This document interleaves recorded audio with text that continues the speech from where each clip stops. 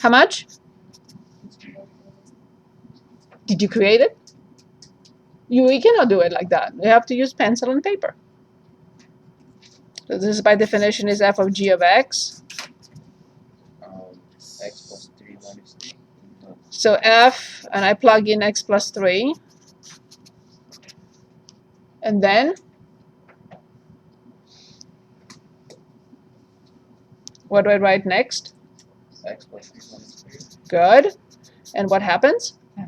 In other words, if the two operations cancel their effect on x, no deal. You started with x in your pocket, I took 3 away, and I gave it back. What changed in your pocket? Nothing. You started with x in your pocket, I gave you 3, and 2 minutes later, I take it back. What changes in your pocket? Nothing. This is guarantee for the two functions to be one-to-one, to be inverses of each other, sorry. So this is also G comp F, guaranteed. So this is called the property of inverse functions. If they are not inverses of each other, F comma G and G comma F will not equal X.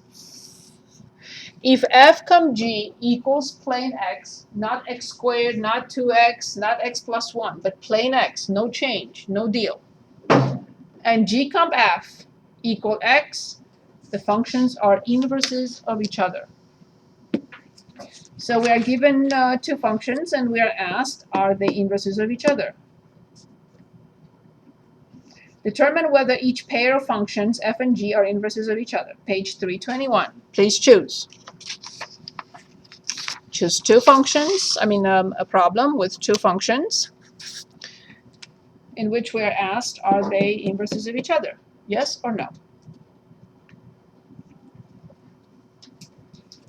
Okay, I will choose 6. Did you have one in mind? Heather? Number 2. We want to start with number 2 and then number 6. In number 2, we have f of x equals 6x and g of x equals x over 6. So the question is, are these two inverses of each other? I'm sorry? This is number 2, and then we'll look at number 6. So we have to find f comma g of x, which is by definition f of g of x. So this is f of x over 6. So now 6 times x over 6, and the answer is x. We still have to find g comma f. But if f comma g was x, do you think that g comma f will be something else? It should be x, and you can check. So now the question is, are they inverses of each other? Yes, and it makes sense. One is the multiplication by 6, and the other one is division by 6. It's like I'm giving you $3, but I take it back. You're multiplying a quantity by 6, but immediately you're dividing it by 6, so no deal, no change. Let's take a look at number 6. In number 6, we have f of x, 3x minus 7, and g of x, x plus 3 over 7.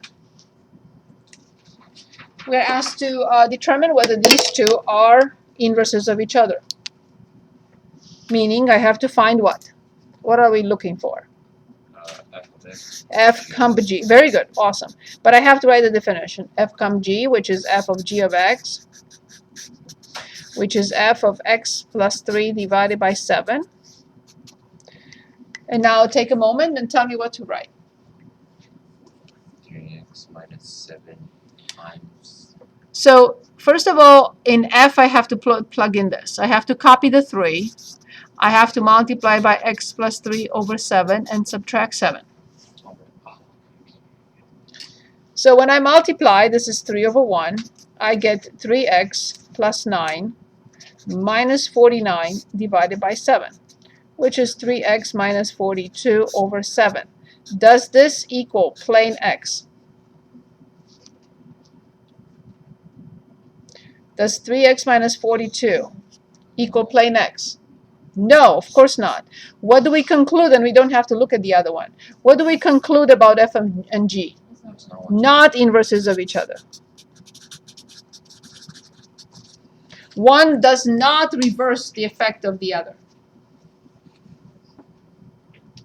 We established that the linear function was one-to-one, correct? By the horizontal line test. Can anyone make one up, a linear function for us? Any linear function you can think of.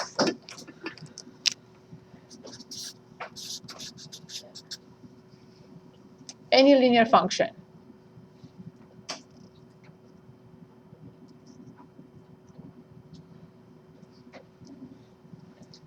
Any linear function? X equals 2x. Minus 1. Okay. Very good. We know that this is one-to-one, right? If we graph it, it's a straight line. If we cut it with horizontal lines, we will only find one y for each x. One x for each y, I meant to say. Okay, perfect. We're asked to find the inverse function. We're asked to find the inverse. And we know the inverse exists because the function is one-to-one. First of all, the notation. What do we know about 2 to negative 2? This is basically 1 over 2 squared, correct? I don't want you to confuse this with the notation for the inverse function. The notation for the inverse function is this, to negative 1, but it does not mean 1 over f to the first power. So this is read f inverse. So it has negative 1 as the power, and it's x in parentheses, and that's f, which means the inverse function of f of x. But it's not f raised to negative 1, which means 1 over f. So do not confuse. This is just a notation. So there is a 4-step procedure for finding f inverse. Step 1, we replace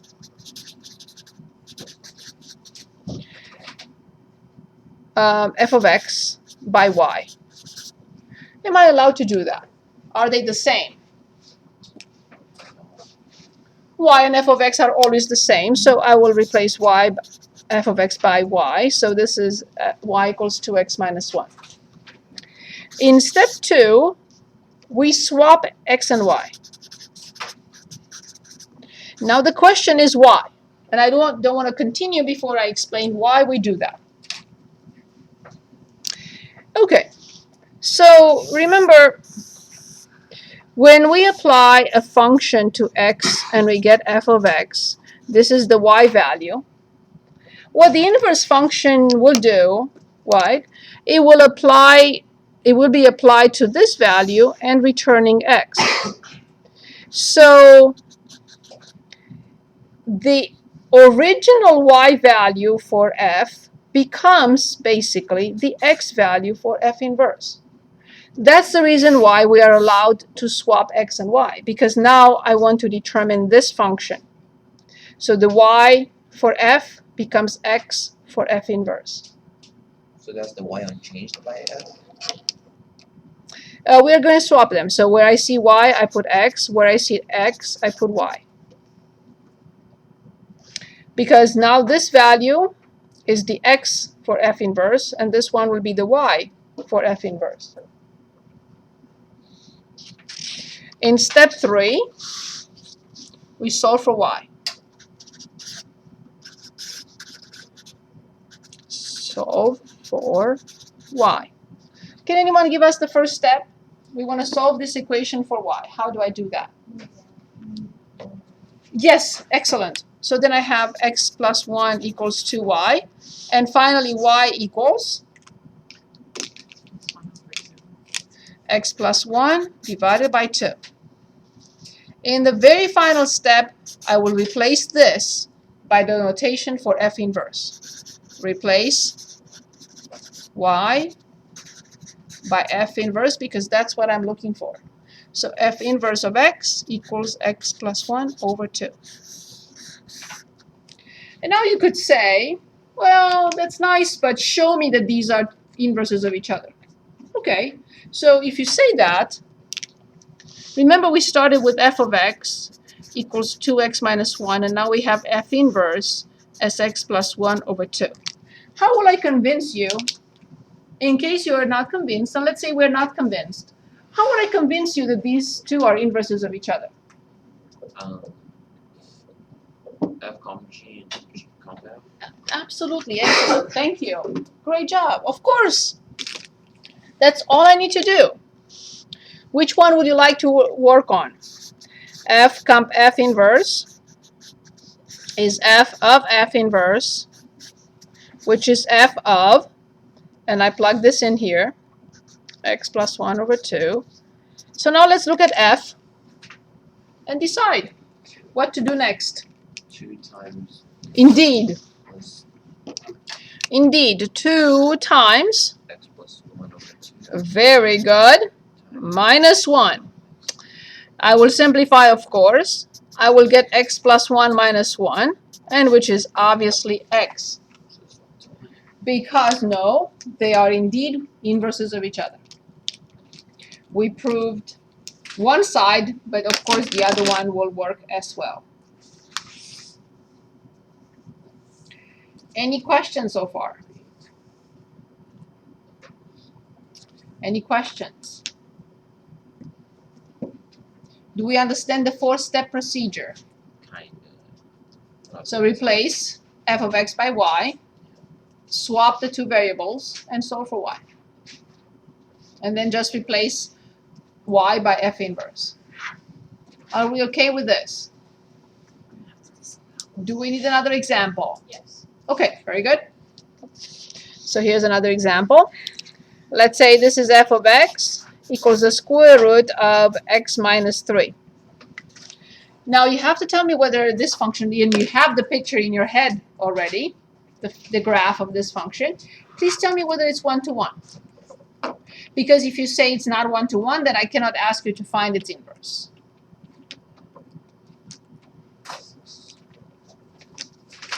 Graph it with your mind's eye using transformations.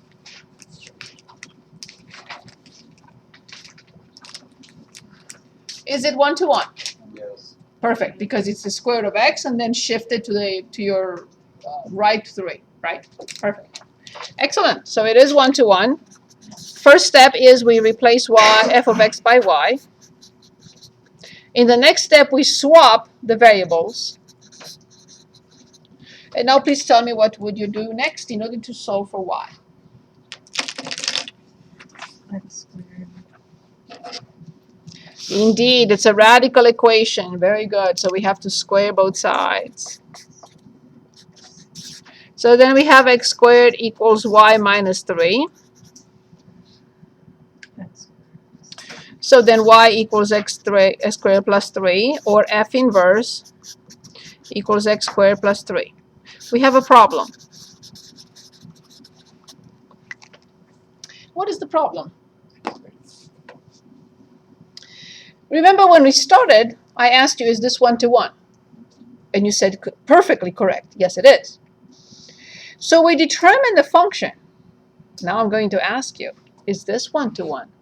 Picture it with your mind's eye. It's not 1-to-1. So here's our problem. I've solved the problem very easily by going back to the original function. Can anyone give us the domain of the original function?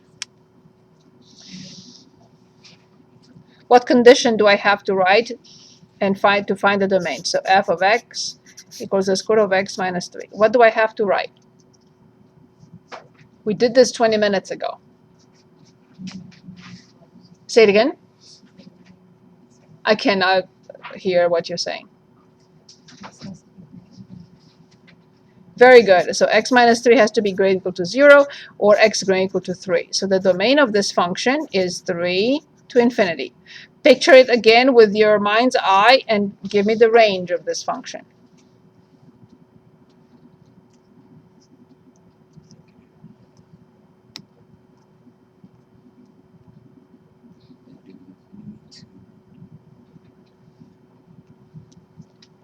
What is the range of this function?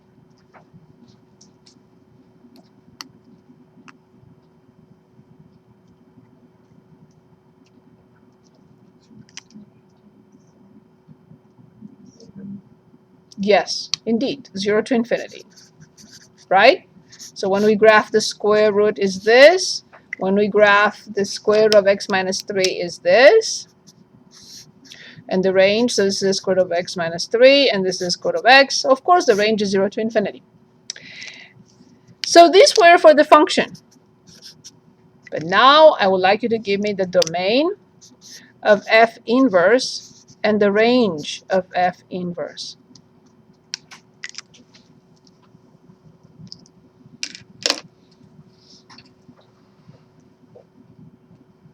Always remember, yes, go ahead, Heather. -3 to infinity. No. Careful. So if the function has domain 3 to infinity and range 0 to infinity, the inverse function will have what domain? Yes, 0 to infinity, of course. And what range? It's carved in stone. We can't play with that.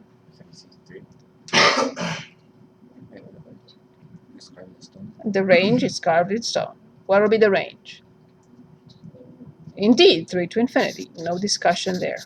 So therefore now, I go back to what I determined, and I say, oh, that's okay, because the domain is only 0 to infinity. So I will not be able to take the entire function. What is x squared plus 3? Right? We know this from last time. So this is x squared, 1, 2, 3. This is x squared plus 3. But there is no portion on this side because the domain has to be 0 to infinity.